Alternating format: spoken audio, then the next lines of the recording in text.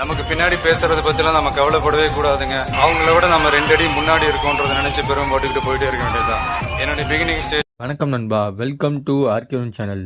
தமிழ் சினிமாவில் தாண்டினும் இப்போ மலையாள சினிமாவில் 2025 அவங்களுடைய அக்கௌண்ட்டை ஓப்பன் பண்ணிட்டாங்கன்னு சொல்லலாம். ஒரு நச்சுன்னு ஒரு சூப்பர் படம் ஒரு கிரைம் த்ரில்லர் ஜேர்னலில் மலையாளத்தில் சூப்பராக நம்ம டேரக்டர் கொடுத்துருக்காரு. டேரக்டர் பேர் ஜித் அஷ்ரஃப். அவருடைய இயக்கத்தில் வெளிவந்திருக்க படம். இந்த படம் அப்படி என்ன தான் சுவாரஸ்யமான கொண்டு வந்திருக்காங்க. ஆஃபீஸர் ஆன் டியூட்டி அந்த படத்தோட ரிவ்யூ 3 நிமிஷம் தான் இந்த வீடியோவில் பார்க்க போகிறோம். அதுக்கு முன்னாடி நம்ம சேனலுக்கு இப்போ தான் முத வரீங்கன்னா மறக்காமல் கீழே இருக்க ரெட் கலர் சப்ஸ்கிரைப் பண்ணி நம்பிக்கோங்க. வாங்க வீடியோக்குள்ளே போகலாம். ஒரு கிரைம் த்ரில்லர் மூவியை எந்தெந்த ஆங்கிளில் எந்தெந்த விதத்தில் புதுசாக சொல்லலாம் அப்படின்றத சூப்பராக மீண்டும் ஒரு மலையாள தினத்தில் டேரக்டர் சூப்பராக பின்னி படையில் எடுத்திருக்காரு.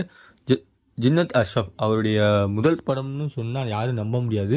ஏன்னா நீங்கள் போய் படத்தை பார்த்தாலே தெரியும். இந்த படம் யாரோ ஒரு 10 படம் 15 படம் பண்ண டேரக்டர் எடுக்கிற மாதிரி தெளிவாக ஸ்க்ரீன் பிளே அங்கங்கே நகர்த்தியிருக்காரு. சூப்பரான திரைக்கதையிலையும் சூப்பரான கண்ணோட்டத்திலையும் சூப்பராக கொடுத்துருக்காரு. இந்த படத்தோட டேரக்டர் காட்டிலும் மியூசிக் டைரக்டர், ஒளிப்பதிவு மியூசிக் டைரக்டர் அவங்களுக்கு கொடுக்கப்பட்ட வேலைகளை சூப்பராக கொடுத்துருக்காங்க.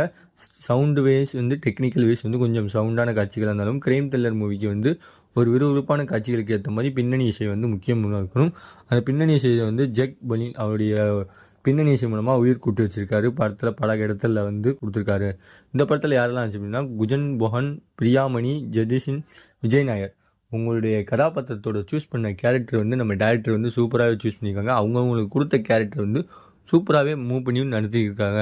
படத்தோட ஒன்லைன் ஸ்டோரி பார்ப்போம். பார்த்தீங்கன்னா சஸ்பென்ஷன் முடிஞ்சிட்டு வர ஒரு போலீஸ் ஆஃபீஸர் மறுபடியும் ஒரு சின்ன இன்வால்மெண்ட்டில் ஒரு கிரைமில் அட்டன் பண்ணுறாரு ஒரு கேஸில். அதாவது தன்னுடைய மனைவிக்காக ஒருத்தர் தன்னுடைய தங்க செயினை அடகு வைக்கணும்னு நினைக்கிறார். அடகு வைக்கிற போகிறதுல இந்த செயின் போலி, இது டூப்ளிகேட் செயின் அப்படின்னு சொல்லி ஏமாத்துறாங்க அப்படின்னு சொல்லி ஒவ்வொரு மேலே சந்தேகப்படுவாங்க கடைக்காரங்க தான். ஆனால் அந்த செயின் வைக்க போகிறவர் ஒரு பஸ் கண்டக்டர் இந்த செயின் நான் ஜிஎஸ்டி பில்லோட 916 அக்குமார் தான் வாங்கினேன். இவங்க தான் என்னோட செயினை வச்சு அடகு வச்சுட்டு இதே மாதிரி என்னோட டூப்ளிகேட் செயினை காட்டிட்டு இதுதான் நீ கொண்டு வந்த செயின் அப்படின்னு சொல்லி என்ன ஏமாத்துறாங்க அப்படின்னு சொல்லி இவங்க காட்டுவாங்க.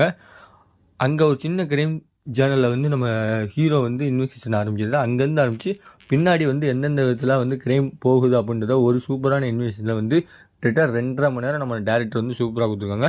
ஃபர்ஸ்ட் ஹாஃபில் என்ன தான் கதை கொஞ்சம் ஸ்லோவாக போனாலுமே மலையாள சினிமாவில் கொஞ்சம் மலையாள லாங்குவேஜ் உங்களுக்கு புரிஞ்சு தான் தெரியும். மலையாள சினிமாவை பொறுத்தவரைக்கும் கொஞ்சம் ஸ்லோவாக தான் போகும். கிரைம் த்ரில்லர் ஜேர்னல், தலைவா, இந்த மாதிரி ஏகப்பட்ட படங்கள், தலைவன், இந்த மாதிரி ஏகப்பட்ட படங்கள் பார்த்துருப்பீங்க நீங்கள் மலையாளத்தில்.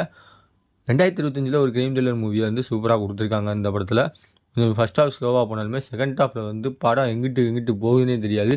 ஏன்பா ஃபஸ்ட்டு எடுக்கிற அறிமுக டேரக்டராக இந்தளவுக்கு மிரட்டலான ஒரு லுக்காக சூப்பராக 2.5 மணி நேரம் ஆடியன்ஸை மிரட்டி எடுத்திருக்காரு அப்படின்ற மாதிரி சொல்லியிருக்காங்க. சான்ஸே இல்லை. செகண்ட் ஹாஃப் பார்க்கும்போது உங்களுக்கு தெரியும். செகண்ட் ஹாஃபில் கிளைமேக்ஸுக்கு முன்னாடி ஒரு 10 நிமிஷத்துக்கு முன்னாடியே கதை முடிஞ்சிருக்க வேண்டியது அங்கேயே முடிச்சிருக்கலாம். இருந்தாலும் அவங்க டீகோட்டின்னு சொல்லி ஒரு எக்ஸ்ட்ரா ஒரு 10 நிமிஷம் கொடுத்துருக்காங்க. அந்த 10 நிமிஷம் கொடுத்தது பெரிதாக ஸ்க்ரீன் பிளேலையும் படத்தோட கதையிலையும் எந்த ரிஃப்ளெக்டும் எந்த பாதிப்பும் எந்த ஒரு மைனஸ் பாயிண்ட்டும் அமையலாட்டினாலும் படத்தில் கொஞ்சம் குறைச்சிருக்கலாம், பெட்டராக இருந்திருக்கும்னு நான் நினச்சேன். பை த வே அப்படி கிடையாது. குஞ்சன் பொஹன் அவருடைய நடிப்பு, அவர் சூஸ் பண்ண கேரக்டர், சூஸ் பண்ண கதை, இந்த மாதிரி சொல்லிகிட்டே போகலாம். அவருக்கு சூஸ் பண்ண கேரக்டர் கதையை பார்த்து எடுப்பார் பொழுது. அவருடைய நடிப்பில் மலையாள பேக்ரவுண்ட் படங்கள் பார்த்தாலே அவங்களுக்கு தெரிஞ்சிருக்கும். பல படங்கள் அவர் நடித்து சூஸ் பண்ணி எடுக்கிறாரு. கிட்டத்தட்ட ஏகப்பட்ட படங்கள் நடிச்சிருந்தாலுமே அவர் நடிக்கிற படங்கள்லாம் வேறு லெவலில் நடிச்சுக்கிட்டு இருக்காரு. அந்த விதத்தில் இந்த படமும் இப்படி தான் நடிச்சிருக்காரு. 1997 2006 வரைக்கும் நடிக்க ஆரம்பித்தார். இப்போ வரைக்கும் இந்த படம் சூப்பர் ஹிட்டாக போயிட்டுருக்கு. அவர் எடுத்து நடிக்கிற படங்கள் எல்லாமே ஒரு கிரைம் த்ரில்லர் ஜேர்னலில் எந்தெந்த அளவுக்குலாம் ஆபாச காட்சிகள் இல்லாமல் ரத்தம் தெரிக்கிற காட்சிகள் ஏகப்பட்ட காட்சிகள் இருந்ததுனால இன்றைக்கு சென்சார் போர்டில் U/A 16+ தான் சென்சார் போர்டில் சர்டிஃபிகேட் கொடுத்துருக்காங்க.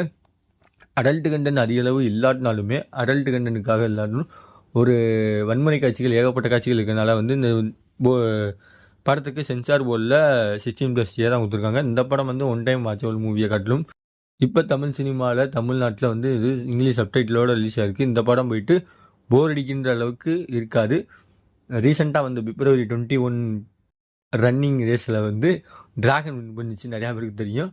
மலையாள சினிமா சைட்லேருந்து நாங்களும் ஒரு படத்தை தூக்கிட்டு வருவோம்டா அப்படின்னு சொல்லி ஆஃபீஸராக டியூட்டியை கூட்டிகிட்டு இருந்திருக்காங்க. இதில் மத்தியில் வந்து நடுவில் மாட்டிக்கிட்டாரு நம்ம ராயா நிலவுக்கு என்னடி மேலே கோவா. அந்த படத்தை பார்க்க போனவங்க பூரா பாவன்ற மாதிரி தான் அந்த படம் இருக்குது. ஓவரால் அந்த படத்துக்கு பார்த்தீங்கன்னா ரேட்டிங்னு பார்த்தீங்கன்னா ஆர்கேஎம் சேனலில் 5க்கு 3 தருவேன். இந்த படம் ரிவ்யூ பிடிச்சிருந்தா உங்கள் ஃப்ரெண்ட்ஸ் எல்லாருக்கும் ஷேர் பண்ணுங்கள். அடுத்த ஒரு மூவி சந்திக்கிற வரை உங்களிருந்து விடைபெறுவது உங்கள் ஆர்கேஎம். பை.